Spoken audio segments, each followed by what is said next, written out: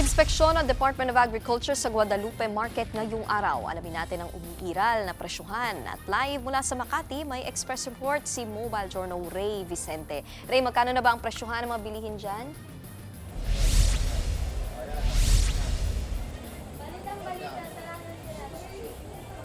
Nikki, bahagyang tumaas ang presyo ng mga bilihin dito sa Guadalupe Market pero pasok pa rin naman yan sa price range na inilabas ng Department of Agriculture.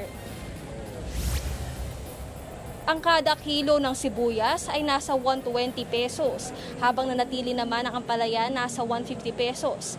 80 pesos naman ang kamatis, habang ang talong ay 100 pesos. Ang carrots ay 120 pesos. Ang kada tali naman ng kangkong ay nasa 10 pesos, 15 pesos naman para sa pechay at 20 pesos ang sitaw. Sa prutas, ang kada kilo ng mangga ay 150 pesos at 100 pesos ang orange.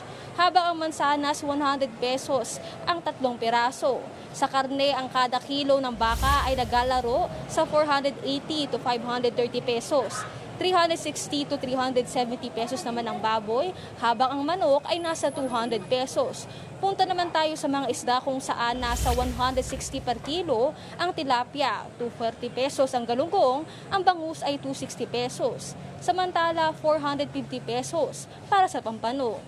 Samantala, sumusunod naman ang mga bigasan sa tinakdang 50 pesos na price cap sa 5% broken imported rice. Mula sa 70% ang compliance, nasa 80% na raw ang sumusunod sa price cap ng imported rice sa Metro Manila.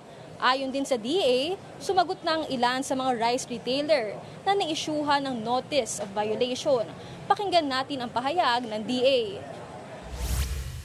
So far, the DA is recommending for the extension of the price cap, but DA is only recommendatory. It will still be up to the NPCC, the National Price Coordinating Council, to recommend to the President. And tomorrow, meron silang meeting ulit para pag-usapan kung i-extend ba talaga.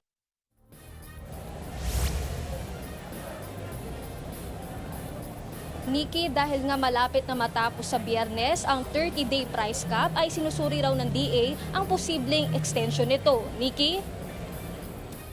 Yan ang express report ni Mobile Journal Ray Vicente. Mga kapatid, Nikki de Guzman po. Para sa pasada ng mga rumaratsyadang balita, mag-follow at mag-subscribe na sa social media pages ng News 5.